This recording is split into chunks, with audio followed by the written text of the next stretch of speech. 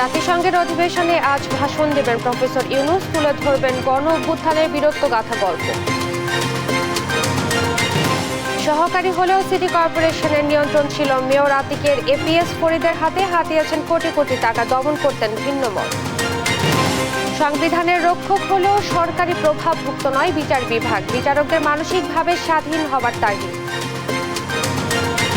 ভারতের বিপক্ষে ব্যাটিংয়ে বাংলাদেশ, তাসকিনুর নাহিদের জায়গায় খালেদ তাইজুল। জয় ছাড়া বিকল্প ভাবছে না টাইগাররা। এবং মাছ দেখতে কলকাতার বাজারে মানুষের ঢল, কেজি প্রতি ইলিশ বিক্রি হচ্ছে 1800 থেকে 2000 টাকায়।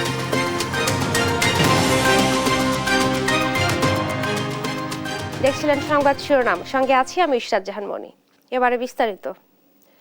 দেশের অন্তর্বর্তী সরকার প্রধান হিসেবে আজ এই প্রথম জাতিসংঘের সাধারণ পরিষদে ভাষণ দিবেন শান্তিতে নোবেল পুরস্কার বিজয়ী একমাত্র বাংলাদেশি ডক্টর ইউনূস। ডক্টর ইউনূস তার ভাষণে বাংলাদেশের সাম্প্রতিক ঘটে যাওয়া জুলাই বিপ্লব ছাড়াও দেশের সার্বিক পরিস্থিতি, তার সরকারের আগামী কর্মসূচি ও বিশ্ব পরিস্থিতি তুলে ধরবেন বলে জানা গেছে। বিস্তারিত জান্নাতুল মোহনার প্রতিবেদনে। এক ঐতিহাসিক মুহূর্তের সাক্ষী হতে যাচ্ছে বাংলাদেশ। বুকের তাজা রক্ত দিয়ে তৈরি নতুন বাংলাদেশের নেতা হিসেবে আজ জাতিসংঘে ভাষণ দেবেন doctor Mohammad Yunus. New York সময় সকাল 10:30 থেকে বেলা 11:30টার মধ্যে তার ভাষণ দেবার কথা রয়েছে। সেই হিসেবে বাংলাদেশের জনগণ তার বক্তব্য শুনতে পারবেন রাত 8:30 থেকে 9:30টার মধ্যে। এবারে ৭৯তম সাধারণ অধিবেশনে প্রফেসর ইউনূসকে ঘিরে ব্যাপক উৎসাহ কাজ করছে বিশ্ব নেতাদের মাঝে। জানা গেছে তার ভাষণে গুরুত্ব পাবে ছাত্র জনতার জুলাই বিপ্লব, শহীদদের বীরত্বগাথা গল্পগুলো শুনবেন বিশ্ববাসী। এছাড়া দেশের অর্থনীতি সহ অন্যান্য বিষয় নিয়ে আলোচনা করবেন ডক্টর ইউনূস। একই সঙ্গে তুলে ধরা হবে সরকারের আগামী কর্মসূচি ও বিশ্ব পরিস্থিতি। গেল সোমবার রাত থেকে নিউ ইয়র্ক পৌঁছার পর থেকে ভীষণ ব্যস্ত সময় পার করছেন সরকার প্রধান। খোদ বাইডেন প্রশাসন ছাড়াও ভারত সহ বিভিন্ন দেশ আর আন্তর্জাতিক ব্যক্তিত্বের পূর্ণ সহযোগিতার আশ্বাস পেয়েছেন প্রফেসর ইউনূস। সফরের শেষ দিন শুক্রবারে ডক্টর ইউনূসের অন্যান্য কর্মসূচির মধ্যে রয়েছে মালদ্বীপের প্রেসিডেন্ট মোহাম্মদ মাইজুর সাথে সাক্ষাৎ, ভয়েস অব আমেরিকার বাংলা বিভাগের সাক্ষাৎকার, জাতিসংঘের আন্ডার সেক্রেটারি জেনারেল রাবাব ফাতিমার সাথে সৌজন্য সাক্ষাৎ এবং বাংলাদেশে বিনিয়োগকারীদের সাথে বৈঠক। আজ রাতেই দেশের উদ্দেশ্যে রওনা করবেন ডক্টর মোহাম্মদ ইউনূস। জান্নাতুল মোহনা, দেশ টিভি, ঢাকা।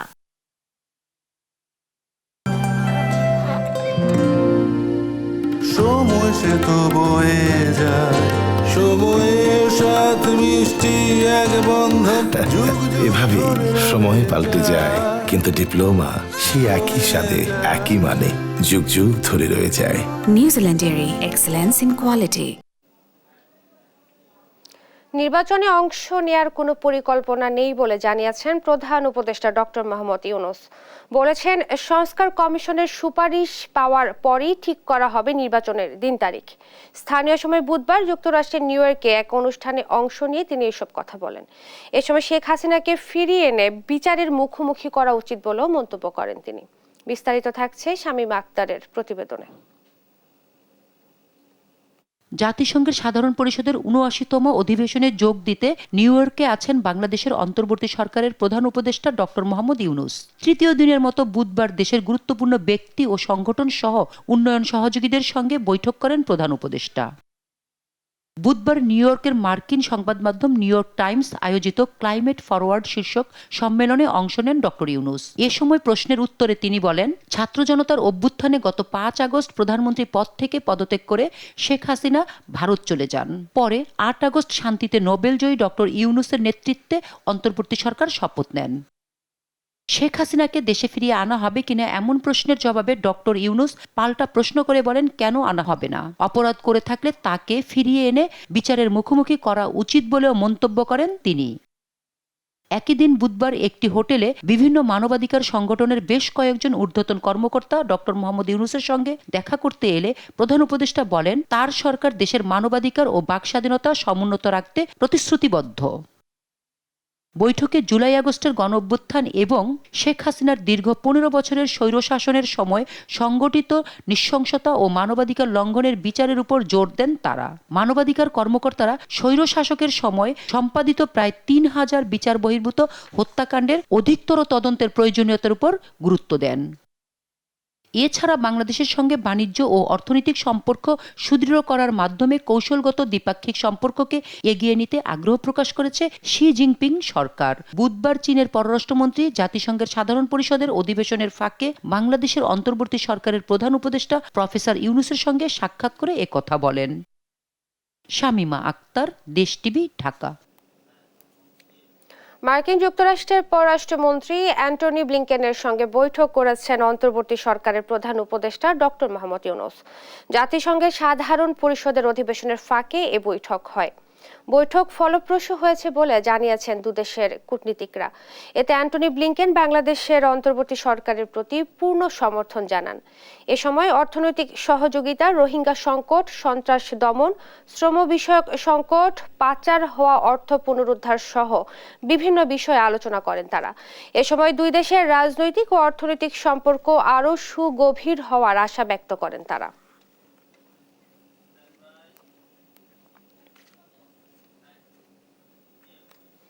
এবার প্রজ্ঞাপন জারি করে অপসারণ করা হয়েছে সিটি কর্পোরেশন, পৌরসভার কাউন্সিলরদের। সরকার পতনের পর দেশের সব সিটি কর্পোরেশন ও পৌরসভায় নির্বাচিত মেয়রদের অপসারণের 6 সপ্তাহের মাথায় এই প্রজ্ঞাপন জারি করে স্থানীয় সরকার বিভাগ। এর মধ্য দিয়ে দেশের 12টি সিটি কর্পোরেশন ও 323টি পৌরসভার সাধারণ কাউন্সিলর ও সংরক্ষিত নারী কাউন্সিলরদের অপসারণ করা হলো।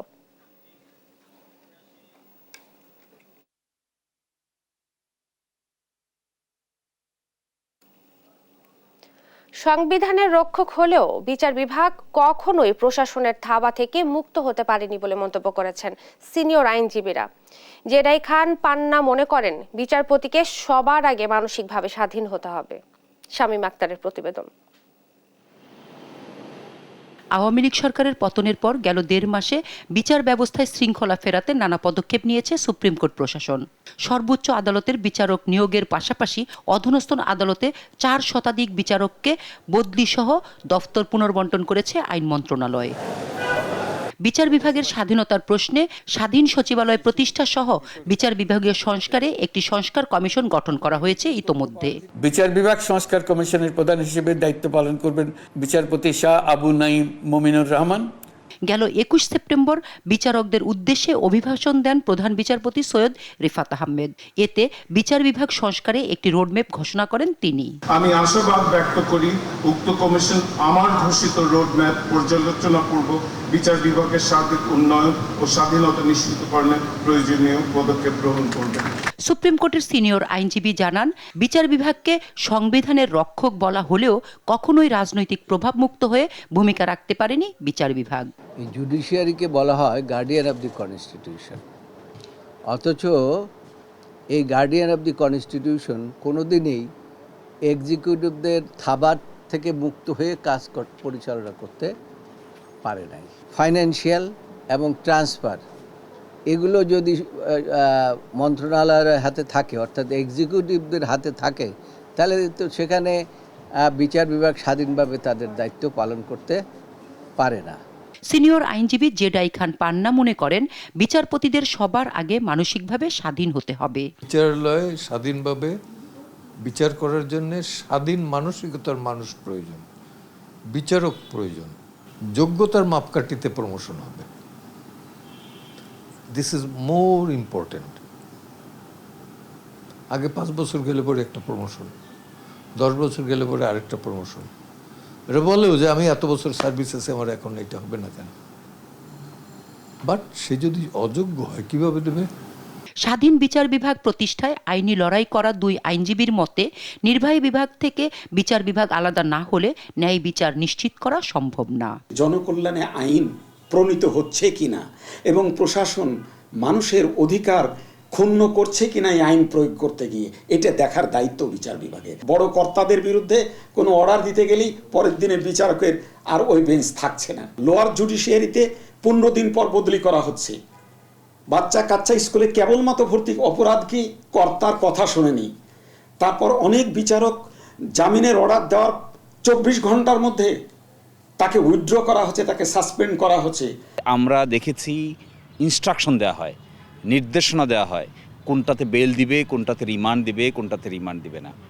এবং শুধু তাই নয়, এমনও হয়েছে একদিনে বিচার বসিয়ে একদিনে 17 জন সাক্ষী নিয়ে রাত 9টায় রায় দেওয়া হয়েছে। বিচার বিভাগের জন্য আলাদা সচিবালয় প্রতিষ্ঠায় অন্তর্বর্তী সরকারের দ্রুত কার্যকর পদক্ষেপ নেওয়া উচিত বলে মনে করেন সংশ্লিষ্টরা। শামীমা আক্তার, দেশ টিভি, ঢাকা। ঢাকা উত্তর সিটি কর্পোরেশনের সাবেক মেয়র আতিকুল ইসলামের নামে রয়েছে নানা অনিয়ম আর দুর্নীতির অভিযোগ। তার এই দুর্নীতির অন্যতম সহযোগী মেয়রের এপিএস ফরিদ উদ্দিন।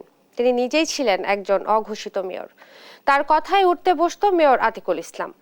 এমনকি মিডিয়া ম্যানেজ সহ ঠিকাদারি কাজ হাতিয়ে নেওয়া সহ ও নামে বেনামে কোম্পানির মাধ্যমে বিভিন্ন প্রোগ্রামের ভুয়া ভাউচার তৈরি করে হাতিয়ে নেয় লক্ষ লক্ষ টাকা। নিজের প্রতিষ্ঠিত স্বেচ্ছাসেবী প্রতিষ্ঠানের নামেও নিয়েছে লাখ লাখ টাকা অনুদান।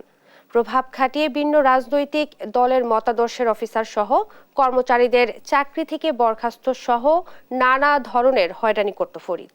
নিয়াজ মোর্শেদের প্রতিবেদন।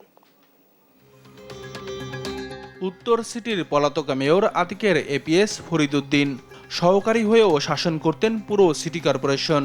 সাবেক মেয়রের নানা অনিয়ম আর দুর্নীতির মূল হোতাই ছিলেন এই ফরিদ।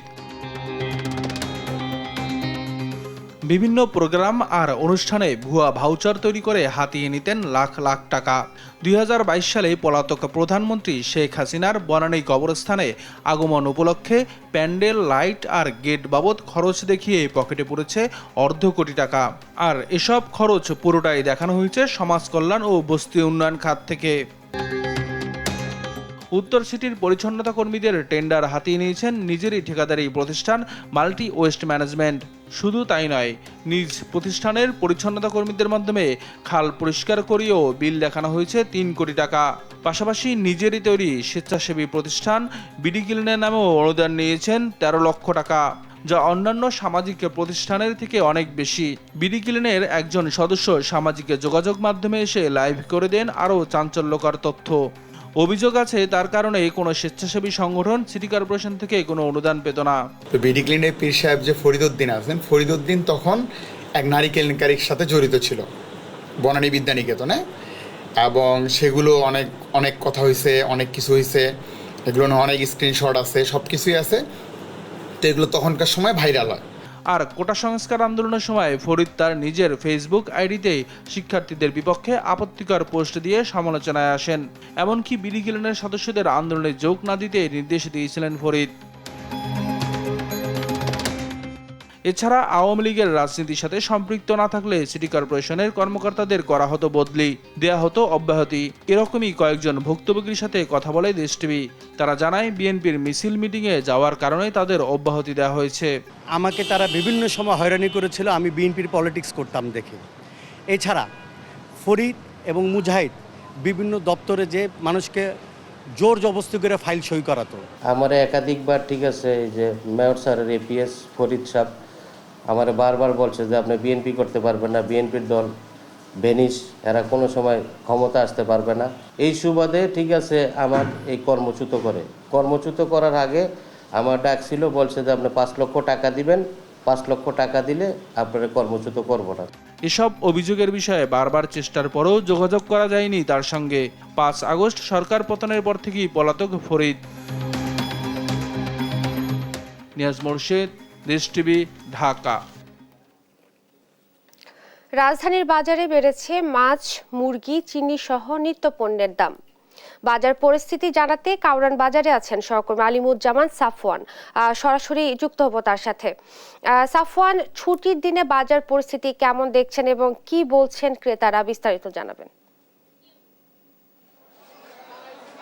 এই মুহূর্তে আমি রয়েছি কারণ বাজারে মাছের যে বাজারটি রয়েছে সেখানে আমরা সকাল থেকে আমরা যেমনটি বাজারটা ঘুরে দেখেছি সেখানে আমরা দেখতে পেয়েছি যে মাছ মুরগি সহ কয়েকটি পণ্যের দাম আসলে বেড়েছে এবং ক্রেতাদের একটি অভিযোগ রয়েছে যেটি হচ্ছে শুক্রবারে যখন ক্রেতাদের চাপ বাজারে বেশি থাকে তখন কিন্তু বিক্রেতারা ইচ্ছে করে তাদের 10-15 টাকা 20 টাকা কিন্তু প্রত্যেকটি পণ্যে আসলে বাড়িয়ে দেয়, যেটি কিন্তু আবার শুক্রবার শনিবার গেলে ছুটির দিন গেলে সেটি আবার কমিয়েও দেয়। এবং মাছ বাজারে যেমনটি আমরা দেখতে পেয়েছি যে খুব বেশি তারতম্য না হলেও কয়েকটি মাছের দাম বেড়েছে, বিশেষ করে ইলিশের দাম। ইলিশ কিন্তু অনেক দাম আসলে বেড়ে গিয়েছে, প্রায় কেজিতে 200-300 টাকাও আসলে ইলিশের দাম বেড়ে গিয়েছে। এছাড়া কিন্তু মুরগি, ব্রয়লার মুরগির যে দাম সেটি কিন্তু গত সপ্তাহে ছিল, 3-4 দিন আগেও যেটি ছিল 165 টাকা, সেটি কিন্তু এখন বেড়ে 190 টাকাও বিক্রি হচ্ছে। কিছু কিছু দোকানে 180-185 টাকাও বিক্রি হচ্ছে।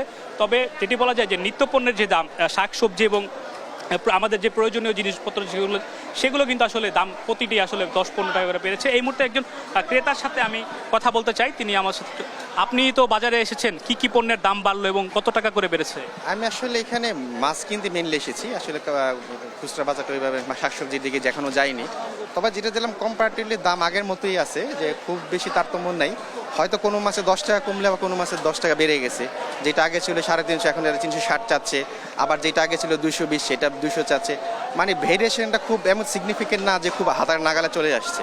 মানে মোরলেস যদি ওভারঅল চিন্তা করেন তো দাম খুব একটা ভেরিয়েশন নাই, মানে আগে যেরকম ছিল এরকমই আছে বলা যায় আর কি। যেটা আসলে আমাদের যে খুব নাগালে চলে আসছে, আমরা এখন মানে আগে একটু বেশি কিনতে পারছি সেরকম না আসলে, মানে আমাদের সেই বাজেটের মধ্যে থাকতে হচ্ছে।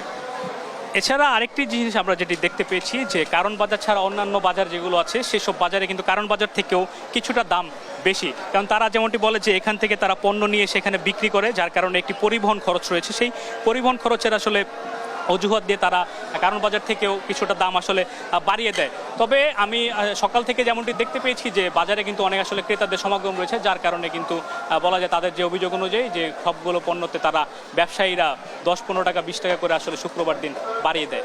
এ ছিল আসলে রাজধানীর কারণ বাজার থেকে আমার কাছে থাকা সর্বশেষ খবর।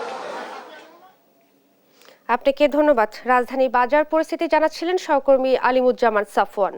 ফার্মাসিস্ট সমাবেশে কথা বলছেন ডাক্তার AZM জাহিদ হোসেন। সরাসরি চলে যাচ্ছি সেখানে। আপনাদেরকে ইতিহাস জানতে হবে, বর্তমান প্রজন্ম, you need to know the history, otherwise আপনি কোথায় ইন্টারসেপ্ট করতে হবে আপনি বুঝবেন না। আপনি মনে করবেন আজকের বাংলাদেশ বাংলাদেশ। নো, 47 না হলে 71-এর জন্ম হতো না, 71 না হলে 90 হতো না, 90 না হলে 2024 হতো না। মনে রাখতে হবে, ইউ নিড টু আপনার অতীত ঐতিহ্যকে ধারণ এবং লালন করতে হবে। আদারওয়াইজ আপনি কোন অবস্থাতেই সামনের দিকে এগিয়ে যেতে পারবেন না। লক্ষণ সেনকে না জানলে বিগত প্রধানমন্ত্রীকে জানতে পারবেন না। লক্ষণ সেন কে ছিল? অর্থাৎ একমাত্র লোক পালিয়ে গিয়েছিল, বুঝতে পারছেন, 600 বছর আগে, এখন না। কাজেই আপনাকে ইতিহাস যদি আপনি না জানেন তাহলে আপনি আফসোস করবেন। কাজে আমি যেটি বলতে চাই যে এই নার্সিং ডিপ্লোমার পরে গ্রাজুয়েট করার একটা মাত্র কলেজ ছিল, নার্সিং কলেজ মহাখালী। এই বেগম খালেদা জিয়ার আমলে ওই কলেজ করেছিল শহীদ রাষ্ট্রপতি জিয়াউর রহমান, স্বাধীনতার ঘোষক।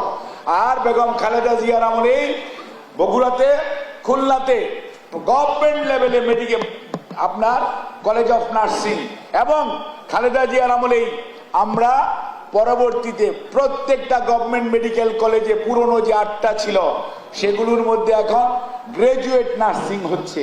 এবং এই কোর্স এন্ড কারিকুলাম ঢাকা বিশ্ববিদ্যালয় থেকে আমরা ডেভেলপ করে দিয়েছি, বিভিন্ন জায়গা থেকে কনসালটেন্ট দেশি বিদেশি এনে সেইটার মাধ্যমে। এবং আপনাদের এই যে মেডিকেল টেকনোলজিস্টের বিএসসি কোর্সের দাবি ছিল না, এবং বিভিন্ন সময় যখন দাবি উঠছে তখন এটি আজকের মেডিকেল বিশ্ববিদ্যালয়ে আজকে যে ওখানে আপনার একটা আলাদা ফ্যাকাল্টি হয়েছে সেইটি মরহুম হাদি সাহেব তখন এটার ভিসি ছিলেন। এবং যত কিছু ভালো প্রত্যেকটার সাথে বাংলাদেশ জাতীয়তাবাদী দল জড়িত। কাজেই ওইটা আপনার মনে রাখতে হবে। এবং এখানেও আপনাদের ডেন্টিস্ট্রিতে বিএসসি ছিল, যে কোনো ষড়যন্ত্রের কারণেই হোক অথবা কারো কারো অনীহার কারণেই হোক সেটি পিছিয়ে গেছে। কাজেই আমরা গভর্নমেন্ট সেক্টরে 2টা আইএসটি ছিল, একটা ঢাকায় একটা রাজশাহীতে। ওই সময়ে খালেদা জিয়ার আমলে 5টা নতুন আইএসটি খোলার গভর্নমেন্ট লেভেলে খোলার চেষ্টা করা হয়েছে। কাজেই তার পরবর্তীতে গভর্নমেন্ট সেক্টর ডেভেলপ না করলে প্রাইভেট সেক্টর ফ্লারিশ করে না। মনে রাখবেন, গভর্নমেন্ট সেক্টরই হিউম্যান রিসোর্স সাপ্লাইয়ে সবচেয়ে গুরুত্বপূর্ণ ভূমিকা পালন করে। ফার্মাসিস্ট সমাবেশে কথা বলছিলেন ডাক্তার এজেডএম জাহিদ হোসেন। চলে যাচ্ছি পরের প্রসঙ্গে। দালালের প্রলোভনে ধার দেনা করে বিদেশ গিয়ে করুণ পরিণতি কুষ্টিয়ার আশরাফুল ও রাহাত নামে দুই ভাইয়ের। 3 মাস অমানবিক নির্যাতনের পর পঙ্গু হয়ে আশরাফুল কোনো রকম প্রাণে বেঁচে দেশে ফিরলেও এখনো নিখোঁজ আরেক ভাই রাহাত। বেঁচে আছে কি মারা গেছে তাও জানে না পরিবার। প্রতিটি মুহূর্তই তাদের কাটছে আতঙ্ক ও দুশ্চিন্তায়। ইরফান রানার ক্যামেরায় কুষ্টিয়া থেকে নাহিদ হাসান তিতাসের রিপোর্ট। আমি শুনতে পাই আমার ভাইকে ওরা নিয়ে যায় মরুভূমিতে ফেলাই দিয়ে আসছে। এভাবেই দালাল চক্রের সদস্যদের হাতে অমানবিক নির্যাতনের বর্ণনা দিচ্ছিলেন কুষ্টিয়ার মিরপুর উপজেলার হাজরাহাটি গ্রামের বাসিন্দা আশরাফুল ইসলাম। গত 3 মাস আগে পরিবারের স্বাচ্ছন্দ্য ফেরাতে দালাল চক্রের সদস্য শিহাবুদ্দিন টিক্কা, কাশেমউদ্দিন সহ কয়েকজনের মাধ্যমে ইটালি যাওয়ার উদ্দেশ্যে রওনা দেন আশরাফুল ও তার চাচাতো ভাই রাহাত। তবে ভাগ্যের নির্মম পরিণতির কাছে হার মানেন তারা। দালাল চক্রের সদস্যরা ইটালিতে না নিয়ে গিয়ে লিবিয়ায় 3 মাস ধরে আটকে রেখে চালাই অমানবিক নির্যাতন। টাকার বিনিময়ে দালালদের হাত থেকে পঙ্গু হয়ে আশরাফুল দেশে ফিরলেও এখনো নিখোঁজ তার ভাই রাহাত। বেঁচে আছে কি মারা গেছে তাও জানেন না পরিবার। মুক্তিপণ চাই 20 লাখ টাকার মুক্তিপণ দিচ্ছি আমরা। তারপরেও আবার ফের আর এক মাফিয়ার কাছে বিক্রি করে দিয়েছে। তারপরেও আবার আমরা 6 লক্ষ টাকা দিয়ে আমার ছেলেকে বাঁচায় নিয়ে আসছি। আমি যদি নাই কথা বলতে পারি, নাই সালার মুখ দেখতে পারি, আমি কিভাবে আমি দুনিয়ায় থাকবো? আমি এর উপযুক্ত শাস্তি চাচ্ছি। আমি এদের এই যে দালাল চক্র, এই দালাল চক্র আর বাংলাদেশের বুকে যেটা না থাকে, যাতে কঠিন থেকে কঠিনতম শাস্তি হয়। শুধু আশরাফুল আর রাহাত নয়, এই দালাল চক্রের প্রতারণার শিকার হয়ে একই গ্রামের ইমরান হোসেনও বিদেশে গিয়ে দীর্ঘদিন ধরে রয়েছেন নিখোঁজ। তাই রাহাত ও ইমরানকে ফেরত সহ এই দালাল চক্রের বিরুদ্ধে ব্যবস্থা চাই ভুক্তভোগী পরিবার ও স্থানীয়রা। আর হবে না কি কয়, এমন কাজ করলে টাকা ঢুকিলে সব করে, এখন কি করবো? এখন ছেলে এখান থেকে পারে লোন তোলে, জমি বিক্রি করে, বা যাদের যেটুকু সম্পত্তি ছিল সম্পূর্ণটা মনে করেন যে একদম বিক্রি করে শেষ করে দিছে। মারা যে গেছে এটা কনফার্ম, আমাদের সঠিক খবর জানাতে হবে। এবং এই যে আশরাফুল ফিরে আসছে, এই যে এত টাকা তাদের নষ্ট হয়েছে, প্রায় 30 লক্ষ টাকা, দুই ফ্যামিলিতে প্রায় 40 লক্ষ টাকার যে একটা ক্ষয়ক্ষতি, এবং তাদের যে জীবনের যে একটা ক্ষতি, তারা আজীবনের জন্য পঙ্গু হয়ে গেছে, এরও একটা ক্ষতিপূরণ চাই এবং দালাল চক্রের যেন একটা দৃষ্টান্তমূলক শাস্তি হয়, এটা আমরা চাই। আর এ ঘটনায় অভিযুক্ত দালাল চক্রের সদস্যদের পাওয়া না গেলেও পুলিশ বলছে অভিযোগের বিষয়টি তদন্ত সাপেক্ষে ব্যবস্থা নেবেন তারা। অভিযোগ যেহেতু দিয়েছে, অবশ্যই পুলিশ তদন্ত করে দেখবে। যদি কোনো কিছু সত্যতা পায়, আইনগত যে ব্যবস্থা, দেশের প্রচলিত আইনি যে ব্যবস্থা, সেই ব্যবস্থায় নেওয়া হবে। প্রতিনিয়তই দালাল চক্রের মাধ্যমে বিদেশ পাড়ি দিতে গিয়ে প্রতারণার শিকার হচ্ছে অসংখ্য সাধারণ মানুষ। তাই এইসব দালাল চক্রের বিরুদ্ধে কঠোর ব্যবস্থা গ্রহণের দাবি সচেতন নাগরিকদের। নাহিদ হাসান তিতাস, দেশ টিভি, কুষ্টিয়া।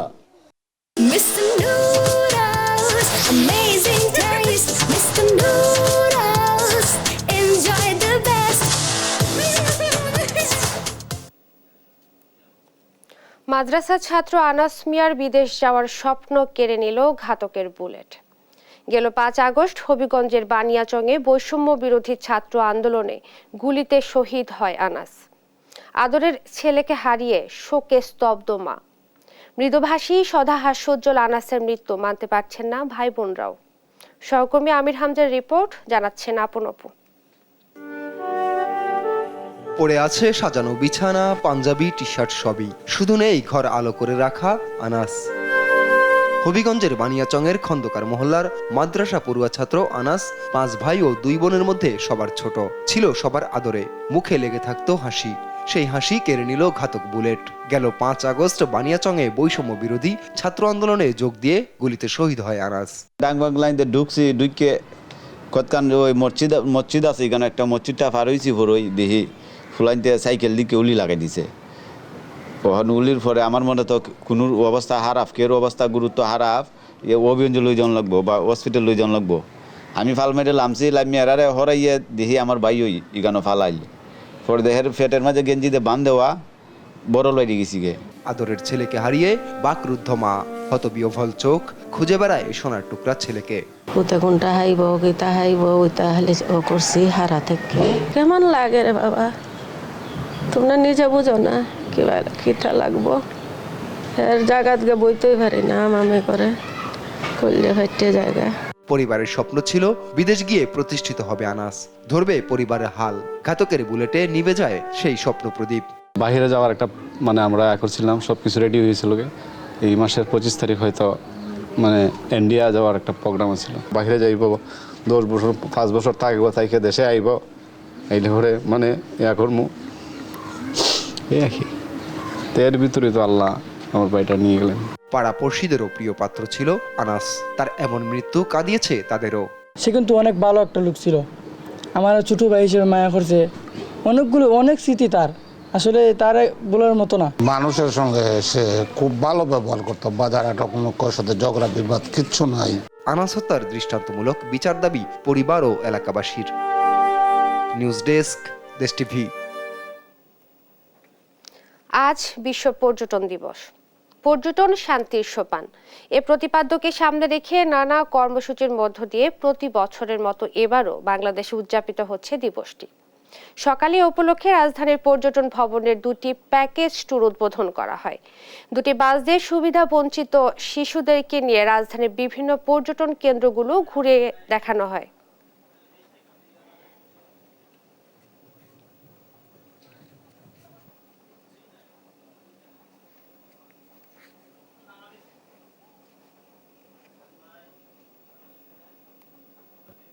আনন্দ যেন একেবারে গ্রাসরুট থেকে শুরু করে গ্লোবাল লেভেল পর্যন্ত আমরা ছড়িয়ে দিতে পারি। পর্যটন শুধু লোকাল নয়, পর্যটনের অনেকগুলো স্তর আছে, লোকাল, রিজিওনাল, গ্লোবাল। আমরা চাই একেবারে শুরু থেকে গ্লোবাল পর্যন্ত এটা ছড়িয়ে যাক। বাংলাদেশ একটি অনন্য সাধারণ পর্যটন গন্তব্য। বাংলাদেশি ইলিশ পৌঁছানো মাত্র শোরগোল পড়ে গেছে পশ্চিমবঙ্গের বাজারে। স্মৃতি ধরে রাখতে অনেকেই ছবি তুলছেন মাছ হাতে। শুক্রবার কলকাতার মাছের বাজারে দেখা যায় প্রতি কেজি ইলিশ বিক্রি হচ্ছে 2000 টাকা পর্যন্ত। কলকাতা প্রতিনিধির পাঠানো তথ্য ছবিতে আরো জানাচ্ছেন আফরিন মৌ। বাংলাদেশি ইলিশ দেখতে বাজারে ভিড় করেছেন কলকাতার বাসিন্দারা। কেউ কেউ হাতে নিয়ে তুলছেন ছবি, এ যেন বহুদিনের প্রত্যাশা পূরণ। দুর্গাপুজোর আগে বাংলাদেশ থেকে পশ্চিমবঙ্গে ঢুকতে শুরু করেছে পদ্মার রূপালী ইলিশ। বৃহস্পতিবার বিকেলে বেনাপোল পেট্রাপোল স্থল সীমান্ত দিয়ে চলতি মৌসুমের ইলিশের প্রথম চালান পৌঁছায় ভারতে। এদিন 61 মেট্রিক টন ইলিশ রপ্তানি হয়। এর আগে পশ্চিমবঙ্গের উত্তর 24 পরগনা জেলার পেট্রাপোল স্থলবন্দর থেকে এই ইলিশ সড়ক পথে চলে আসে শিয়ালদহ, পাতিপুকুর, হাওড়ার মাছ বাজারগুলিতে। বাংলাদেশি ইলিশ আসার খবরে বৃহস্পতিবার সন্ধ্যা থেকেই চারিদিকে শোরগোল পড়ে যায়। বাংলাদেশ থেকে 1180 টাকা দরে ইলিশ কিনলেও পশ্চিমবঙ্গে তা বিক্রি হচ্ছে 2000 টাকা পর্যন্ত। 2420 মেট্রিক টনের মধ্যে আজকে প্রথম যে খেয়ে পেল সেটা প্রায় 30 থেকে 35 মেট্রিক টন মাছ আছে। বাংলা 7-8টা গাড়ি, ইন্ডিয়ান 4-5 গাড়ি হবে, এই গাড়িতে আসবে। দেখা যাচ্ছে যে বাংলাদেশে মাছের ল্যান্ডিং খুব কম, সুতরাং আগামীকালকে যে মাছ বিক্রি হবে রেটটা খুব বেশি কমবে না। যদিও আমাদের অকশন মার্কেটে বিক্রি হয় ডিমান্ড এন্ড সাপ্লাই, তো আশা করা যাচ্ছে যে 1300-1400 টাকার মধ্যে রেটটা থাকবে কিলো সাইজের ইলিশের। যদিও বাজারে ইলিশের দাম বেশি বলে জানিয়েছেন মাছ ব্যবসায়ীরা, তবে পরবর্তী ধাপে বাংলাদেশি ইলিশ ভারতে প্রবেশের সাথে সাথে মাছের দাম কিছুটা কমতে পারে বলে আশাবাদী তারা। চাহিদাটা ভালোই আছে, কিন্তু দাম একটু হাইয়ের দিকে আছে, যেহেতু বাংলাদেশে মাছের দোকান কম, এই কারণে দামটা চড়া। তো আশা করি যে পরপর যে খেপে মাছ ঢুকবে দামটাও কমবে, আর সাধারণ মানুষের পক্ষে সম্ভব হবে ইলিশ কিনে। আমাদের অপশনে বিক্রি হচ্ছে নিচে 1300 টাকা, উপরে 1600 টাকা বিক্রি হচ্ছে। বিভিন্ন সাইজের মাছ আছে, যেমন 700-800 থেকে নিয়ে কিলোগ্রাম। বাংলাদেশের বাণিজ্যিক মন্ত্রণালয় জানায় চলতি বছর দুর্গাপুজোর আগে সব মিলিয়ে 2420 মেট্রিক টন ইলিশ বাজারে যাবে। 49টি রপ্তানি সংস্থা ভারতে এই মাছ রপ্তানি করবে। 12ই অক্টোবর পর্যন্ত বাংলাদেশের নদীগুলোতে ইলিশ মাছ ধরা হবে, তারপর জারি করা হবে নিষেধাজ্ঞা। সেই হিসেব অনুযায়ী শেষ পর্যন্ত কী পরিমাণ ইলিশ ভারতে ঢুকবে তা এখনও নিশ্চিত করে বলা যাচ্ছে না। আফরিন মৌ, নিউজ ডেস্ক, দেশ টিভি।